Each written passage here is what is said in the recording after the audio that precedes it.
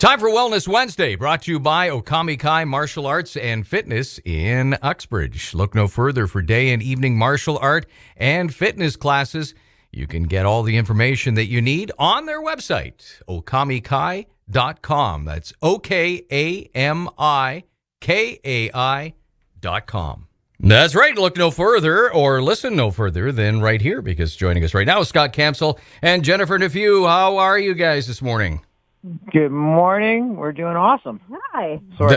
You were warming that one up. It was like we're going to gear it up. Here we go. We're up to speed now. That's good. I'm working on my announcer voice. How am I doing? No, you're doing very, very well. Now, this was interesting. You had sent an email talking about this, and I thought, wow, that is interesting for a topic today. Playing more offense.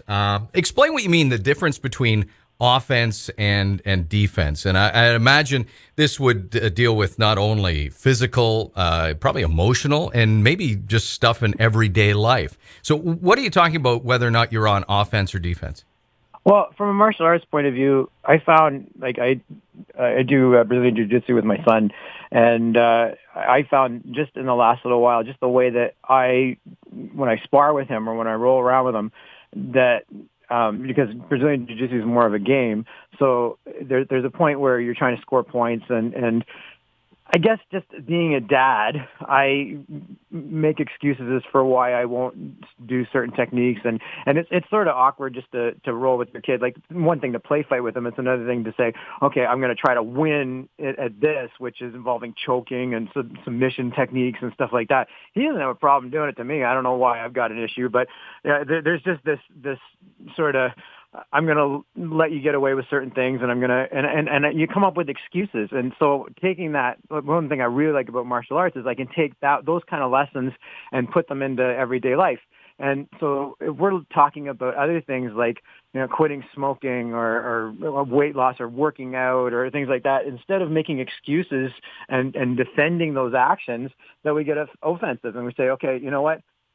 Instead of saying, I don't have enough time to go to the gym, I go, no, I'm going to go work out. So it's just a different way of putting a spin on it and say, I'm going to work out regularly. I read an interesting book called Untethered Mind. And one of the things they say, if you want to stop smoking, in the end, you stop smoking. You just say, I'm not going to put any more cigarettes in my mouth. And all the other things are coping mechanisms, like the chewing gums and the patches and the methods to do it. And diets, how many times have we heard about keto diets and Atkins diets? Or, like, I remember my grandmother used to get the National Enquirer. There was an ice cream diet even. Like, when it comes right down to it, though, you're talking about calorie deficiency. That's what we're trying to accomplish, is trying to make sure that we take in less calories than we, or put out more calories than we take in. And so I think when it comes right down to it, everybody's got their own excuses as to why they don't do things. So when I say go offensive, it's stop making excuses and do it. Well, and that's a way to attack procrastination, right? I mean, go ahead at it, going, okay, this is the feeling I've got. This is what I kind of like to, I'll just put my feet up. But instead of doing that, going, okay, I'll make that effort. I'll make the movement towards doing that. And suddenly you're not procrastinating. You're actually doing what you said you weren't going to do. So then I guess for me it begs the question, what about the I can't people? What about the people who are always going to be on the defensive, who just have generally the mindset that they can't? I'm just going to throw that back at my husband. By the way, are you guys in the same room? Yeah, we are. Well, no, just if I lose the signal or something all of a sudden, then I'll understand. That's all. It was the look that came with it. She's like staring right at me. Oh, yeah? Like, it was just like...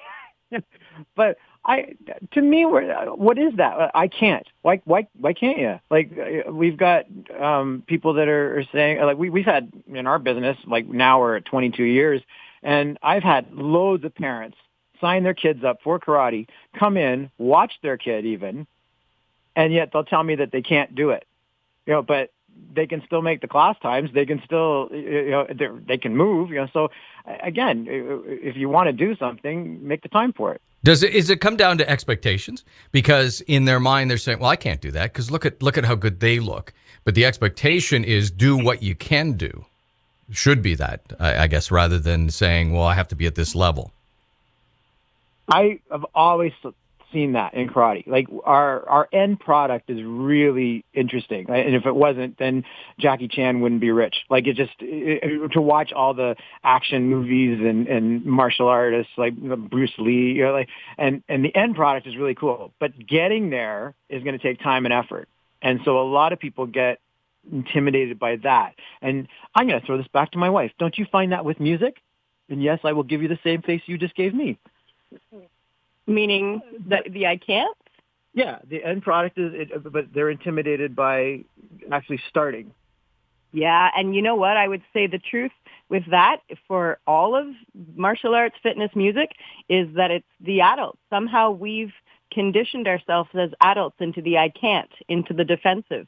Kids are so much more open-minded and ready to tackle life and to get on with it and to try new things. And so where do we as adults, how do we do that? And maybe our job as teachers is absolutely our job as teachers is to try to make sure that we can create those safe environments where the adults feel like they can. Now, I do know in music, they're somebody playing the piano. There's different styles. Oscar Peterson played, but differently than someone else, so you can tell the differences. Let me ask you, Scott. When you're looking at the Jackie Chans or the top level instructors, is there a commonality, or are there always little variances? Even though they're the best at what they do, there's variances, and then because this goes back to that idea of expectation. Yeah, that's a really good question, because I was just thinking about that the other day, actually, because I've got a really good friend of mine who's an amazing Aikido instructor, and I was just messaging with him, actually, but also a couple other friends about him, and he's got a different way of teaching. He's very relaxed, and his techniques are really good. So Aikido's a lot of joint locks and throws, and I've been his demonstration partner, and I've never, even when he does a joint lock, I don't ever feel any pain when he inflicts the lock. It's total control, and he's just got a skill all on his own. Well, meanwhile, I've got another friend of mine who is an exceptional teacher, and he teaches a form of jiu-jitsu, again, joint locks and throws, and he's one of the most creative, imaginative teachers I've ever met. He's amazing with kids, and so everybody's really, I'm really lucky. I've got a lot of really good friends that are good teachers that have helped me over the years, and they've all got their own skill set, and they've all got their own talent. My karate teacher's fantastic, and he's so knowledgeable, and so everybody, I'm, like I said, I'm just blessed because I get to benefit from learning from all of these guys, and so yeah, they're all different, but and I guess if you put it all together, then you hopefully you come up with a good product, because I'm trying to be. Well, can we boil it down here as we wrap things up this morning to say if you find yourself saying I don't or I can't, to switch those words to I will, whether it's I will learn, I will save, I will make time, that could have a major impact on your own life? Yeah, and then maybe one other word we should add is help. I will ask for help, or I will try to get help if I can't do it myself. Sometimes we have a determination that if we can't do something or won't do something, that's the end of the story. And maybe if we can just keep an open mind as to, who can guide us, whether it's onto a fitness journey or taking piano lessons or, quitting smoking, stopping drinking, whatever it's going to be, how do we get there? Because I don't think anybody can get there by themselves. Jackie Chan certainly didn't get to where he is by himself. It takes guts. Like we talked about, actually, before we went on the air, we were talking about football. And if you're going to be offensive, you're going to have guts to run into a group of other players. And it's the same thing, I think, with this. And I have talked about going back to school. And at my age, it took guts. Like it took guts to say, okay, I'm going to go and learn something new. And right now I'm online, but they're talking about bringing us back into campus next year. And I'm going to have to figure out my schedule. But if you want it, go get it. Right, and the only way to find out if you can do it is to do it. Yeah. Yeah, absolutely. I remember when I first started my martial arts journey, I was 40 years old, and I walked into the dojo and with my white belt, and there were some people and adults in there that I knew from other situations, and the first thing I said was, "Don't laugh at me." And I'm generally a very confident and comfortable person, and I was totally out of my comfort zone going into that situation. And, here we are 7 years later, and I've got a second-degree black belt. So I had to push out of my comfort zone and get her done. Get her done. And much happier, would you say, having done that then? Oh, for sure. Yeah. There's no question.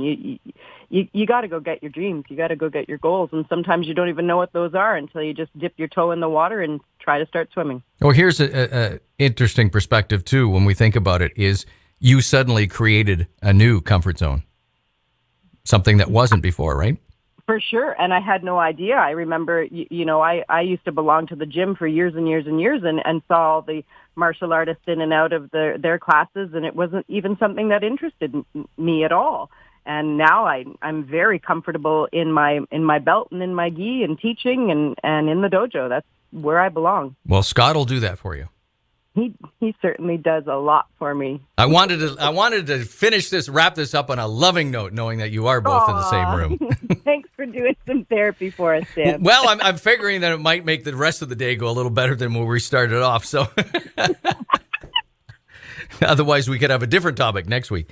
So, guys, you know what? It's so important to talk about it because sometimes it's these little things. Yeah, okay, I'm going to use that word I will today instead of I won't or I can't.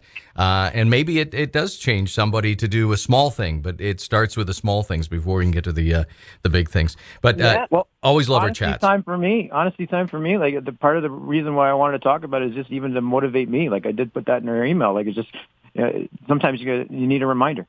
Well, we want to thank you guys for your time, and Scott, we'll catch up with you again next Wednesday. Absolutely. Thank you. Have a great day, guys.